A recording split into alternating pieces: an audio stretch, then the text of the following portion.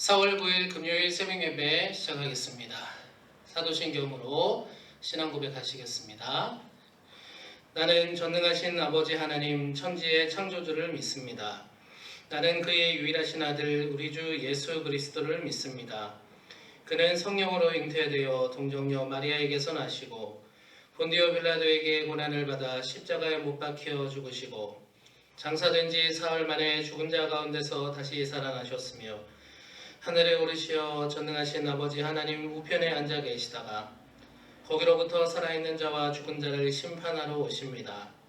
나는 성령을 믿으며 거룩한 공교회와 성도의 교제와 죄를 용서받는 것과 몸의 부활과 영생을 믿습니다. 아멘. 찬송 287장 함께 부르겠습니다.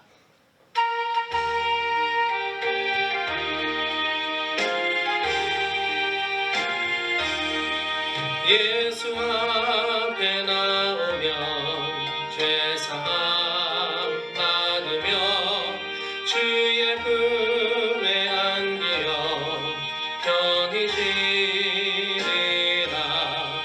우리 주만 믿으면 모두 구원 얻으며 영생 복락 멸류관 확실히 예수 앞에 나와서 은총을 받으며 마음의 기쁨 넘치어 감사하리라. 우리 주만 믿으면 모두 구원 얻으며 영생 복락 멸류관 확실히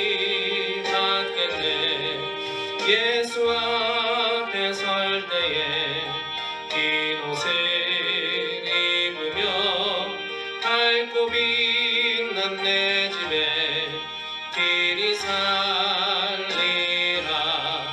우리 주만 믿으면 모두 구원 얻으며 영생 복락 멸류관 확실히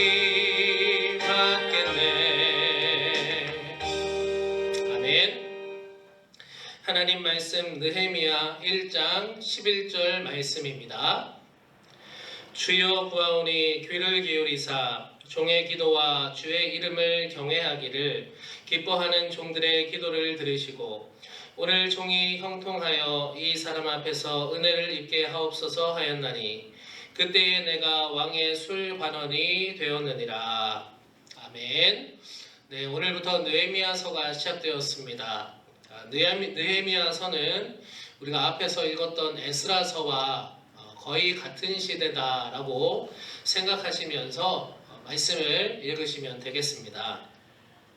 느헤미야가 살던 시대는 바사, 즉 페르시아 왕조였는데 그 왕조가 이스라엘 민족을 지배하던 시대였습니다. 페르시아 이전 나라는 우리 잘 아는 바벨론이죠. 그래서 이스라엘이 바벨론 70년 포로 생활이라고 일컫지 않겠습니까? 그렇게 지배를 당하고 있었는데 그 바벨론 지배하에서 70년이 지난 후에 포로 기한이 시작되었습니다. 하지만 전부가 다 귀환했던 것은 아니고 순차적으로 시기에 맞게 귀환이 되었던 것이죠. 느헤미야서의 시기는 바벨론 포로로부터 70년이 좀 지난 한 100여 년 정도 되었던 시기였습니다. 그때도 모두가 예루살렘에 살지는 않았다라는 것을 알 수 있죠. 이 기간 동안에 이스라엘의 수도인 예루살렘은 우리가 아는 것처럼 아주 많이 황폐해져 있었습니다. 성전이 무너져 있었고 성벽이 또 무너져 있었고 그 가운데 1차 포로 귀환한 이스라엘 민족들이 스룹바벨을 중심으로 성전을 재건하는 일도 있었던 것이죠. 바로 그런 상황 가운데 느헤미야가 활동했다 보시면 되겠습니다. 느헤미야는 페르시아의 왕인 아닥사스다 왕의 술관원이 되었다라고 기록이 되어 있는데 오늘 느헤미야서 1장은 그 술관원이 될 수 있었던 일들에 대해서 기록하고 있습니다. 그 당시에 술관원이 된다라는 것은 왕의 신뢰를 받는 자리였다라고 볼 수 있습니다. 별로 중요해 보이지 않는 술을 맡은 자이지만 왕의 음식을 관리한다라는 것 때문에 아무에게나 맡길 수 없었던 거죠. 그 당시에는 왕을 독살하고자 하는 시도들이 많았기 때문에 왕의 음식을 관장하는 자리는 그만큼 계급의 높낮이보다는 왕의 신뢰를 받는 자리였다라고 보시면 되겠습니다. 하루는 느헤미야가 술관원 되기 전인데 느헤미야가 자신의 동생인 하나니를 만났습니다. 하나니는 마침 예루살렘을 다녀왔던 것이죠. 그래서 느헤미야가 하나니에게 물었습니다. 동생아, 예루살렘은 어땠어? 라고 물었죠. 마치 자신의 고향을 그리워하는 마음으로 동생에게 물었습니다. 그런데 하나니가 하는 말은 고향의 향수를 느끼게 하는 말이라기보다는 느헤미야의 가슴을 아프게 하는 말이었습니다. 하나니가 대답하기를 형, 내가 예루살렘 다녀왔는데 우리가 기억하던 예루살렘이 아니었어. 거기에는 말할 수 없는 슬픔이 있었어.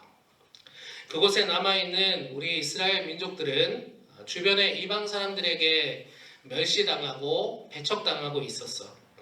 그리고 예루살렘 성벽은 무너졌고 또 성문은 불타 있었어.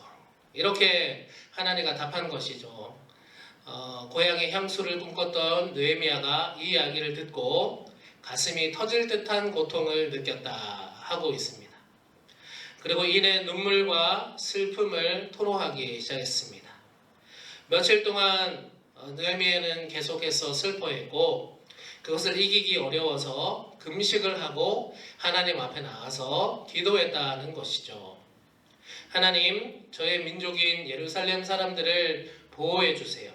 하나님, 100여 년 전에 우리 이스라엘이 하나님께 잘못한 일을 이제 회개하는 마음으로 기도하오니 하나님, 우리를 이제 용서해 주세요. 하나님, 제발 우리를 용서해 주셔서 그 옛날 다윗 왕이 있었던 시대처럼 우리 이스라엘 민족들이 그렇게 살아갈 수 있게 해 주십시오. 우리가 하나님의 백성이 되게 해 주십시오. 느헤미야가 금식하면서 그렇게 기도했다는 것입니다. 지금 느헤미야가 처한 상황은 어떻습니까?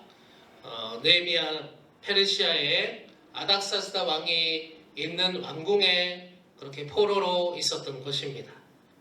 예루살렘 사람들은 동서남북 이방인에 의해서 착취당하고 멸시당하고 있었습니다. 성벽은 무너졌고 성문은 불탔습니다. 느헤미야가 그 수산궁, 왕이 있는 그 궁에 있으면서 잡혀 있으면서 자신이 할 수 있는 일이 무엇일까 한번 생각해 봤는데 자신이 할 수 있는 일은 아무것도 없음을 깨달았습니다. 느헤미야는 자신이 할 수 있는 내 민족을 위해서 어떤 일을 할 수 없다라는 것을 발견했을 때 가슴이 너무 아팠고 눈물이 날 수밖에 없었지만 다행히 그것으로 포기하고 낭망한 것이 아니라 하나님께 나아가서 금식하고 기도했다는 것입니다. 왜 느헤미야는 예루살렘으로 나 탈출해서 예루살렘으로 가서 내가 도와줘야 되겠다라든지 왕에게 어떻게든 나아가서 하나님 왕이시여 우리 이스라엘 민족을 좀 도와주세요 라고 하기보다는 바로 금식하고 하나님께 나아가 기도했던 것일까요?